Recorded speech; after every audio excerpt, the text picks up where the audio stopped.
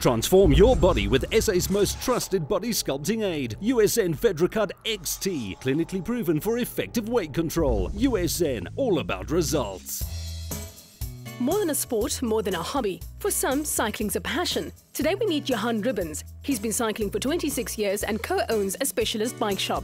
You obviously know a lot about bicycles. What role does a good bike play in the success of an athlete? It's almost impossible to measure, but I can tell you that what we sell here is more than bicycles. It's like let's sell the feel good. You have to feel good about your bicycle. If you feel good on your bicycle, you will perform better. And we try to get products across that gives you that feel good feeling when you get onto it. In your opinion, what defines a good quality bicycle? What we find here is the question is not always what is a good bicycle, but what is a good bicycle for you? What is a good bicycle for me? And that is why there's more than 100 bicycles on the market. So really you have to determine what do you want. And find a dealer that's, especially if you're first time buyer, find a dealer that's got a pedigree of cycling, of a guy that's there to look after you, not a guy that's just giving you the bike. And for those guys that already got their bikes, what advice can you give them to successfully finish this weekend? Take it to the store, get your service in, but check for yourself. There's the basic things. Don't open your electronics yourself, but a basic thing is, I know it was at the store, but recheck to be sure that they didn't miss something on the tire, so that if you see something is not right at the store, that you can fix it yourself. On race day, get an early start, so you don't need to sweat the small stuff like finding parking. Before you leave home, do a last check to make sure you've packed all the gear you need. Gareth, Johan mentioned that you need to have a good bike and you need to make sure that it's in a working order, but what about the guy on the bike? What advice can you give? Look, I think for the recreational rider out there, there's three aspects that they really need to look at. One is investing time in their training to make sure they're physically prepared for the activity that lies ahead. The second thing is obviously making sure the equipment is up to scratch. It's well serviced, it's also in good shape. Then also making sure their supplementation is specific to their goal.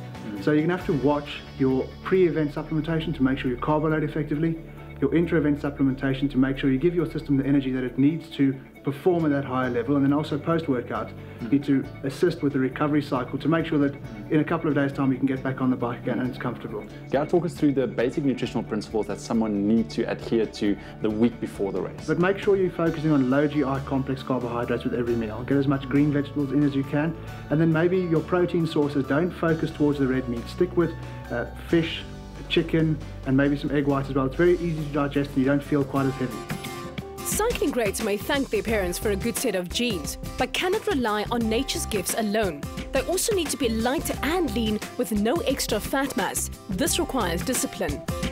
When it comes to supplementation, what is it that you like to use? There's some people that say you waste your money with supplements and it won't make a big difference, but if you're going for the win, I can't imagine that you can't supplement, and even if you're just going for a finish, got its space as well.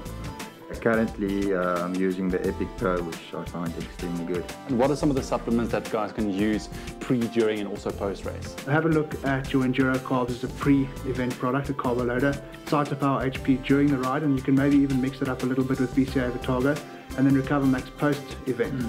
For the more serious athlete that's looking maybe at a time or professional athlete, have a look at Sprint Pro as a more probably towards the end of your event. That's going to give you a much stronger finish to make sure that if it is the sprint finish, you're going to be competitive. eXpresso All-in-One during the event, and you can take eXpresso All-in-One pre-event as well. How different are those two really, eXpresso and Sprint Pro? They're vastly different products, and I think it's very, very important that the consumers understand that.